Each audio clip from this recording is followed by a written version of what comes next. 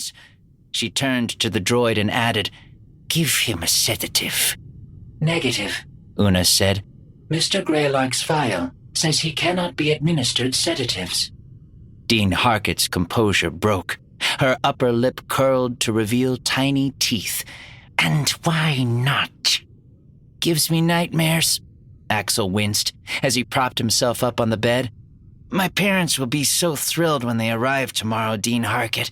I'll be sure to commend you on how well you've tended to me." He reached for the cup of hot tea at the side of his bed.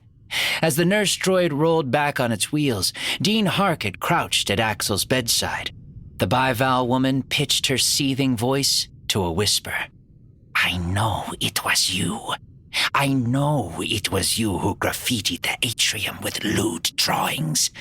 I know it was you who let loose the Minox from the laboratory. And I know it was you who flooded the refreshers in the West Tower's dormitories. I don't know how, and I don't know when, but I'm going to catch you, Axel Greylark."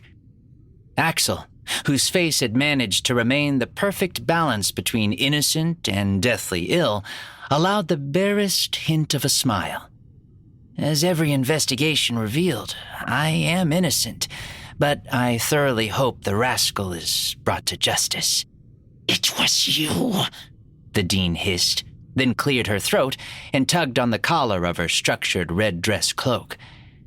"I look forward to meeting your parents at the festival tomorrow and discussing how often you've been sick this term."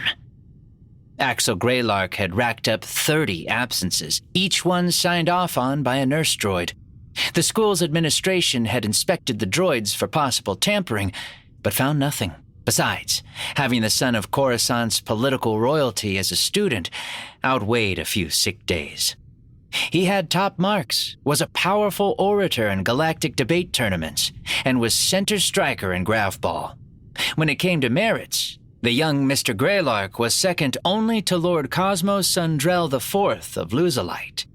The Dean of Student Affairs was momentarily discouraged from further antagonizing Axel, but she'd keep a large, keen eye on him. With a final glare, she backed out of his room, Una following at her heeled feet, and stalked off to the fairgrounds. Axel eased onto his feather-soft pillows. He'd picked at something in his teeth and flicked a tiny red seed away. He sat up and stretched his arms, still sore from practice 2 days before. He stood and arched his back until he heard a tiny crack. Reaching beneath his pillow, he removed the stems of 3 tiny Guiji fire peppers. Each one was barely 5 centimeters long. Used to make a condiment oil, a single drop of the stuff could set one's tongue on fire, and he'd consumed, well, several raw peppers. Enough to temporarily mimic the symptoms of the Malongo pox, minus the actual pox. He almost felt bad for Dean Harcott. After all, if she'd had the nurse droid check his temperature even once more, the drop in degrees would have signaled his miraculous recovery. He'd tried other methods with less success. A furious minute of calisthenics, the effects of which faded too quickly.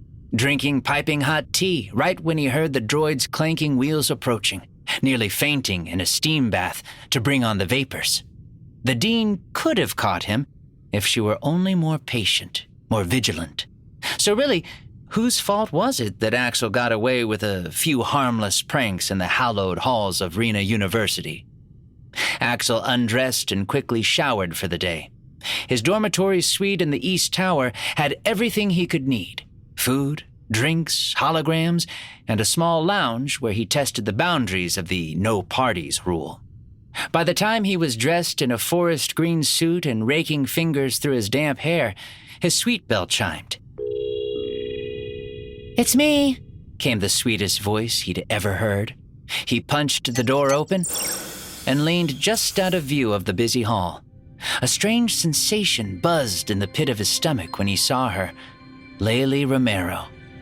The first thing that always struck him about Layli was the twin gold star tattoo mods under the corners of her eyes.